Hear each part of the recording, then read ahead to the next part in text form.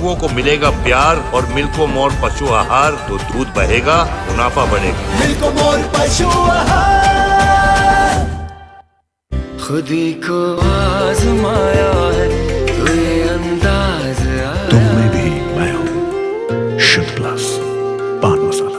Eco plus का नया आविष्कार eco plus hexa power TMT इसकी प्रीमियम क्वालिटी व उन्नत जंग रोधक क्षमता दे बेजोड़ मजबूती। इको प्लस सीमेंट और स्टील, इस पर है देश को भरोसा। लोकमंच न्यूज देख रहे हैं आप, मैं हूं आपके साथ सुरभि राजपूत। यूपी विधानसभा चुनाव के दूसरे चरण की 55 सीटों पर 586 प्रत्याशी मैदान में हैं। इस चरण में 1 दर्जन से ज्यादा सीटों पर दिग्गज नेताओं के बेटे चुनावी किस्मत आजमा रहे हैं। आजम खां की बात कर ले तो यहाँ पर नवाब काजिम अली और डीपी यादव के बेटे सहित कई दिग्गज नेताओं के बेटे अपने परिवार की राजनीतिक सियासत को पाने के लिए चुनावी रण में हैं और इस चरण में कई दिग्गज नेताओं के बेटे बेटियां भी चुनावी लड़ रहे हैं। ऐसे में किसी के सामने अपने दादा की विरासत बचाने की चुनौती है तो किसी के सामने अपने पिता की राजनीतिक साख को बरकरार रखने की चिंता है। अमरोहा के अंदर भी आज वोटिंग हो रही है। सुबह से ही मतदाताओं की लंबी कतारें देखने को मिल रही है। हालांकि अमरोहा में 10% से भी ज्यादा मतदान हो चुका है और इस पर सीधा ग्राउंड जीरो से हमसे बात करने के लिए इकबाल अंसारी अमरोहा से जुड़ गए हैं। इकबाल, कितना फीसदी अभी तक मतदान हो चुका है, कितनी फीसदी मतदान हो चुका है और क्या पोलिंग बूथ के बाहर नजारा है?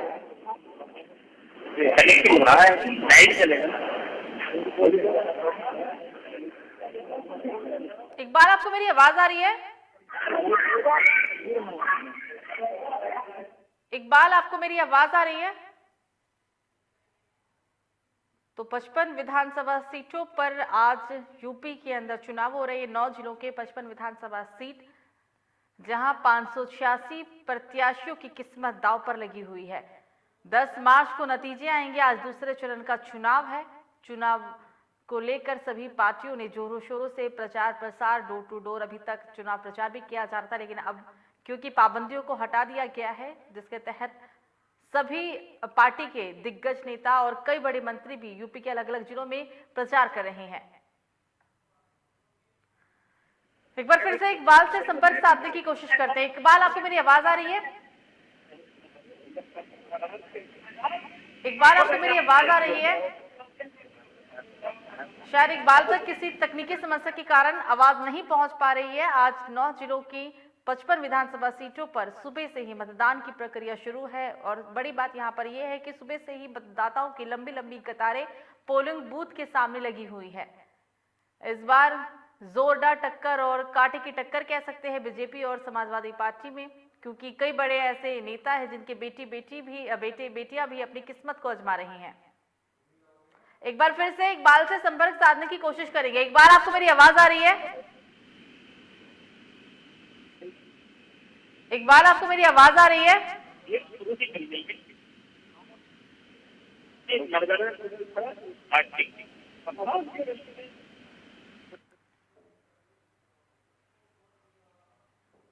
शायद इकबाल तक हमारी आवाज नहीं पहुंच पा रही है। आज यूपी के अंदर 9 जिले और इन 9 जिलों में 55 विधानसभा सीटों पर सुबह 7 बजे से मतदान की प्रक्रिया शुरू हो चुकी है। शाम के 6 बजे तक मतदान होगा। प्रशासन भी पूरी तरीके से अलर्ट मोड पर है क्योंकि कोविड काल में मतदान, और बड़ी बात यहां पर यह है कि उत्तर प्रदेश समेत गोवा और उत्तराखंड में भी आज ही मतदान है। गोवा में 1 चरण का मतदान आज संपन्न हो जाएगा। उत्तराखंड में भी 70 सीटों पर मतदान, आज पहले चरण में मतदान सभी विधानसभा सीटों पर संपन्न होगा। गोवा में 40 विधानसभा की सीटें हैं और इन 40 के 40 विधानसभा सीटों पर आज ही मतदान होना है। प्रशासन के लिए बहुत बड़ी चुनौती है क्योंकि आज 3 राज्यों में चुनाव होगा और तीनों राज्यों में व्यवस्था को बरकरार रखने के लिए, कानून व्यवस्था को बरकरार रखने के लिए, और क्योंकि कोविड भी है, कोविड के तहत भी तमाम व्यवस्थाओं को निरंतर रूप से चालू रखने के लिए प्रशासन के बड़े बड़े आला अधिकारी इस पर पैनी नजर बनाए हुए हैं। बीएसएफ के कई जवानों को, कई हजार जवानों को पोलिंग बूथ के बाहर तैनात किया गया है। 3 राज्यों का चुनाव और ये चुनाव बहुत ही ज्यादा चुनौतीपूर्ण होगा आज के लिए।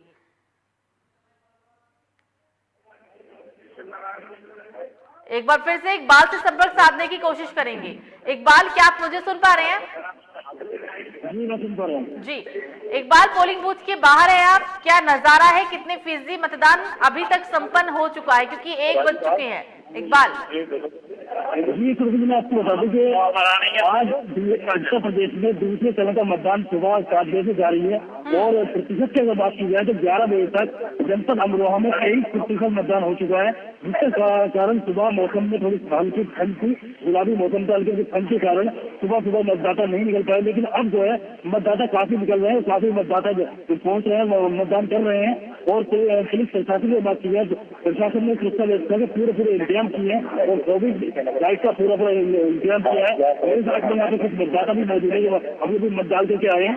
जी इकबाल, अमरोहा सपा का गढ़ माना जाता है। पिछले 2017 में जब विधानसभा चुनाव हुए थे तो उस वक्त बीजेपी ने ज्यादा से ज्यादा सीटों पर जीत हासिल की और मुकाबला तब से एक तरफा भी कह सकते हैं, लेकिन इस बार का मुकाबला कांटे की टक्कर का होगा। किसके पक्ष में लोग ज्यादा वोट कर रहे हैं और लोगों के बीच में किसका पलड़ा ज्यादा भारी दिख रहा है, बीजेपी या फिर सपा?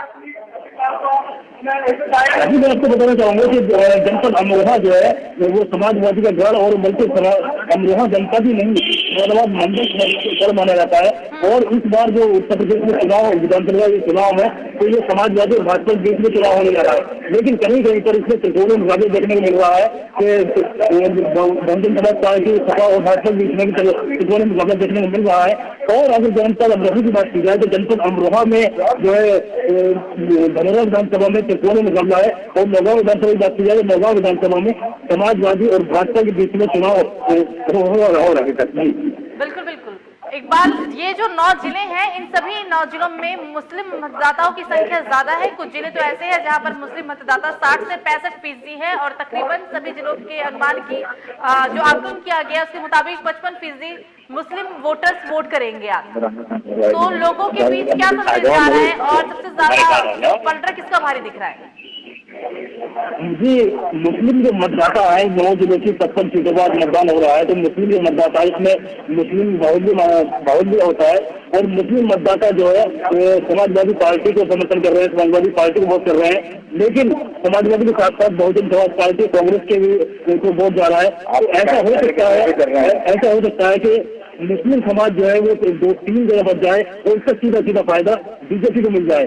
2017 से बात की जाए तो 2017 में अमरोहा विधानसभा में 4 विधानसभा सीटें हैं जिनके ऊपर भारतीय जनता पार्टी ने 3 विधानसभा सीटों पर कब्जा किया था और समाजवादी खाते में केवल 1 सीट जा पाई थी।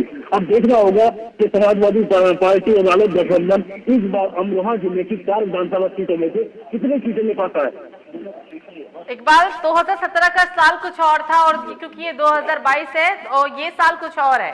पहले मुकाबला पहले ही बोला कि जैसे प्रचंड बहुमत के साथ बीजेपी सत्ता में आई थी, 323 सीटों पे जीत दर्ज करना बहुत बड़ी बात थी और इस बार आप देख भी रहे हैं कि किस तरीके से वोटर्स बढ़ चुके हैं। कुछ बहुजन समाजवादी पार्टी को सपोर्ट कर रहे हैं, कुछ समाजवादी पार्टी को, कुछ कांग्रेस को, यानी कि अगर वोटर्स बटे हैं तो ये मान लिया जाए कि इसका फायदा बीजेपी को होगा। जी, मैं आपको बता दूं कि जिस तरीके से मुस्लिम समाज का वोट 2-3 जगह बचने के चांस दिखाई दे रहा है, 3 जगह बचता हुआ दिखाई दे रहा है, जो गठबंधन भी जा रहा है और बसपा को जा रहा है, कांग्रेस को भी जा रहा है, तो इसका सीधा फायदा जो है भारतीय जनता पार्टी को मिलने वाला है। लेकिन ये अमरोहा जनपद और मुरादाबाद मंडल ये मुस्लिम बाहुल्य होने के कारण ज्यादा वोट जो है वो समाजवादी और रालोद के गठबंधन को जाने के आसार दिखाई दे रही है। ज्यादा प्रतिशत जो मतदान होगा मुस्लिम समाज का वो सपा और रालोद के गठबंधन में होगा। जी इकबाल, आपके पीछे लोगों की कुछ भीड़ है, मतदाता जो या तो अपने मताधिकार का प्रयोग कर आ चुके हैं या फिर मतदान करने वाले हैं, उनसे आप बात करें और क्या उनके मन में चल रहा है उसको जानने की कोशिश करें। क्या नाम आपका? मैं डॉक्टर महमूद। आपने मतदान किया है, किन मुद्दों को लेकर के इस बार मतदान किया आपने? मतदान हमने जो किया है वो इस देश के जो है अखंडता के लिए किया है कि विदेश के टुकड़े हो रहे हैं और भेदभाव खत्म किया जा रहा है। ये क्रांति है लोगों की वोट डालने के लिए कि इसका बदलाव चाहती है हर जाति और कौम जो है ये चाहती है कि हमें बदला लेना चाहिए, क्योंकि हमारी नौकरी चले गई, हमारा सब कुछ चला गया, तो कोई सम्मान नहीं है, बीमारी हॉस्पिटल लाशें कोरोना में पड़ी रही मगर कोई सुनने वाला नहीं है। और आज ऊपर वाले ने हमारी सीट पे ऐसा नेता दे दिया जो चौधरी समर पाली में पहले थी समाज सेवी और हम उनके अंदर में रहे कॉलेज में, डिग्री कॉलेज में, और उन्होंने इतनी सेवाएं करी लोगों की, इतनी वो कहीं भाईचारा दिया, हम उसको भूल नहीं सकते। और खुश नसीब है ये विधानसभा जैसे चौधरी समर पाल सिंह इस विधानसभा में टिकट लेके आए, इंशाल्लाह कामयाब होके जाएंगे। आवाम जनता उनके साथ है, एक इनकलाब और एक तूफान है ये। लेकिन जनता का यह भी कहना है कि चौधरी समरपाल सिंह जो समाजवादी और रालोद के प्रत्याशी हैं नौगांव विधानसभा से, वो केवल चुनाव के समय में दिखाई दिए हैं, उससे पहले कभी उनको विधानसभा नहीं देखा।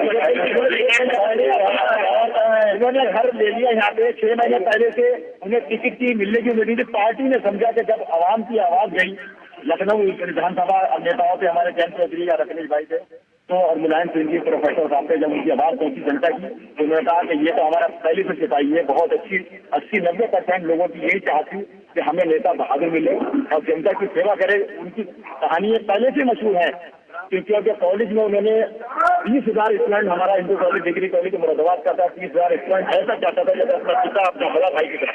मैं आज भी अपना सगा भाई की तरह मानता हूँ।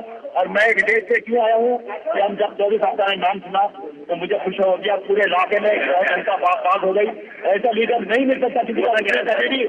वो सारी पार्टियों की सेवा करेंगे, कोई भी नहीं है कि कोई भेदभाव उनके दिमाग में ये नहीं है कि इसने वोट दीजिए तो उसका भी अच्छा करेंगे। वो मैंने देखा अपनी आंखों से, उन्होंने कॉलेज में हरिजन लड़कों की फीसें माफ कराई, क्या तो भाइयों की भी कराई। सैयद के लड़के हमारे साथ पढ़ते थे, वो भी उन्होंने फीसें माफ कराई, उनके एडमिशन कराए। टाइम ओवर होने के बाद भी मैंने करा के दिए कम से कम 20-25 एडमिशन लोगों सदर के रमरवा के। उन्होंने कहा कि नहीं ये हमारे सिपाही है। यकीन मानो लड़कों में कभी कभी झगड़े हो जाते थे, मगर उन्होंने गले मिलवाया और भेदभाव खत्म कराया। ट्रेन पे हमसे झगड़े हो जाते थे पैसेंजरों से, उससे उन्होंने हमेशा लड़कों की, पढ़ने वाले विद्यार्थियों की मदद की। ऐसा लीडर हमें नसीब नहीं होने का। और वो औरतों की, बच्चों की, मर्दों की दुआएं हैं उनके साथ। वो इंशाल्लाह हजारों वोटों से ज्यादा जीत रहे हैं। आवाज आ रही है, आपको भी मैसेज मिल रहा होगा। कुछ और भी मतदाता है जिन्हें जो अपना वोट कर चुके हैं, उनसे बात करने की कोशिश करते हैं। जी क्या नाम है? मेरा नाम काफी शास्त्री है। इस बार आपने जो मतदान किया है, किन मुद्दों को लेकर मतदान किया है? देखिए, हमने इस बार मतदान किया है और किस मुद्दों को लेकर किया है। नौगांव सिद्धार्थ नगर पंचायत में प्रधान मजदूरी आवास योजना के अंतर्गत 250 मकान बने, जिसमें गरीबों को छत मिली है। जो गरीब रातों को बरसात हुआ करती थी, पूरी रात बरसात में बैठकर काट दिया करते थे और उनका कोई पूछने वाला नहीं हुआ करता था, उनको हमारी सरकार ने, भारतीय जनता पार्टी की सरकार ने, योगी आदित्यनाथ जी की सरकार ने मकान दिए, छत दी उनको सर ढकने के लिए छत मिल गई है। बहुत सारे गरीबों को रोजगार दिया। जो कहते हैं कि हम बेरोजगार हुए, बेरोजगार वो लोग हुए हैं जिनके अवैध काम थे, जो अवैध कार्य करते हुए लूट पाट चोरी डकैती, वो सब बेरोजगार हुए हैं। आज के टाइम में कोई भी अच्छा पढ़ा लिखा काबिल इंसान बेरोजगार नहीं है। श्रीमान देवेंद्र नागपाल जी 50,000 वोटों पर इंशाल्लाह बोलो देखो अभी नागपाल आपके समरपाल जो सपा गालों की गठबंधन प्रत्याशी है, वो माना जा रहा है कि यहाँ पर 1,25,000 मुस्लिम वोट है जो केवल सपा वालों की गठबंधन में जाने वाले हैं। देखिए, मैं आपको बताना चाहूंगा, मैं भी मुस्लिम समाज से हूँ। मैं तो देवेंद्र नागपाल जी को सपोर्ट कर रहा हूँ और मैं नहीं, ऐसे 50,000 कार्यकर्ता हैं जो श्रीमान देवेंद्र नागपाल जी को वो उससे बड़े समाज के नहीं कि उनके चेहरे पर, भारतीय जनता पार्टी के चेहरे पर, योगी आदित्यनाथ प्रधानमंत्री नरेंद्र मोदी जी के चेहरे पर वोट कर रहे हैं। ये गलत है। ऐसा कुछ नहीं है कि मुस्लिम समाज किस गठबंधन को वोट दे रहा है। देवेंद्र नागपाल के बारे में कहा जा रहा है कि वो केवल चुनाव के समय दिखाई दी, उससे पहले कभी दिखाई नहीं दी, क्योंकि यहाँ पर चेतन चौहान 2017 में विधायक बने थे, जिनकी कोरोना काल में मौत होने के कारण उनकी पत्नी उपचुनाव में उपचुनाव में विजय प्राप्त हुई।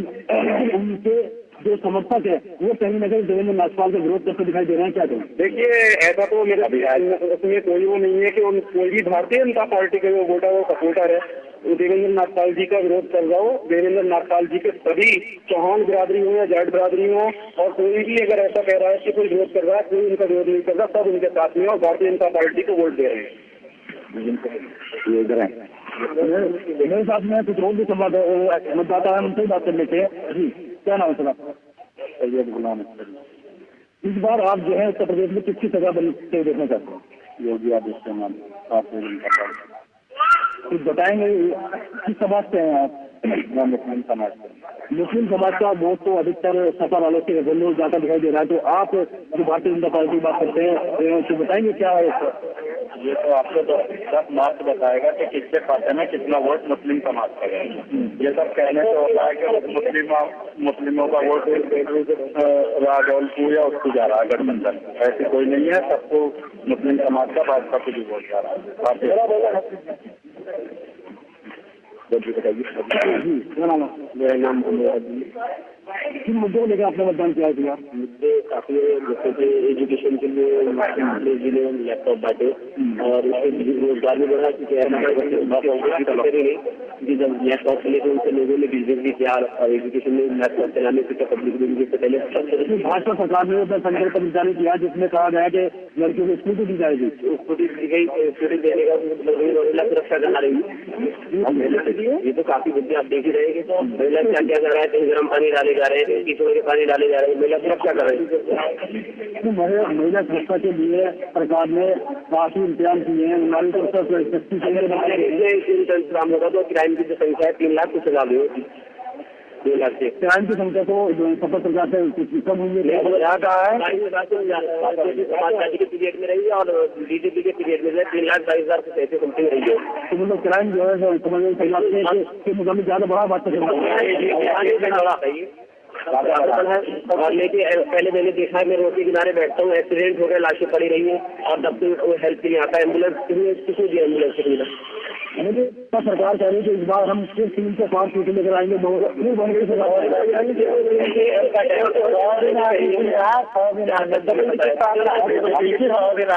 महिला हेल्पलाइन के लिए पहले बेटी बचाओ बेटी बचाओ का सिर्फ नारायण के पास बेटी बचाने के लिए कुछ है तो है नहीं। अगर ऐसा बेटी बचाने का होता तो रिलेटिव भी होती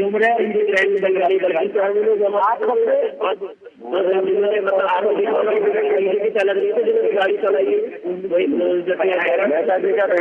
हादसा था जो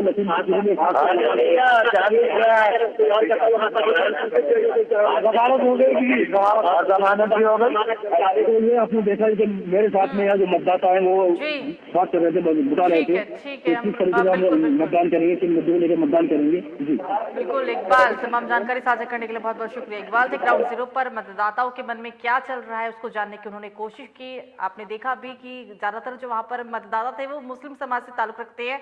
कुछ मुस्लिम समाज के मतदाता ऐसे भी थे जिन्होंने कहा है कि ऐसा नहीं है कि मुस्लिम समाज का जो मतदान है वो हमेशा समाजवादी पार्टी या कांग्रेस या तमाम पार्टियों के पक्ष में जाए, होता कुछ और है और दिखता कुछ और है। ये कुछ मतदाताओं का कहना था। सबसे बड़ी बात यह है कि वो मतदाता मुस्लिम थे। फिलहाल अभी के लिए मुझे दीजिए इजाजत, नमस्कार।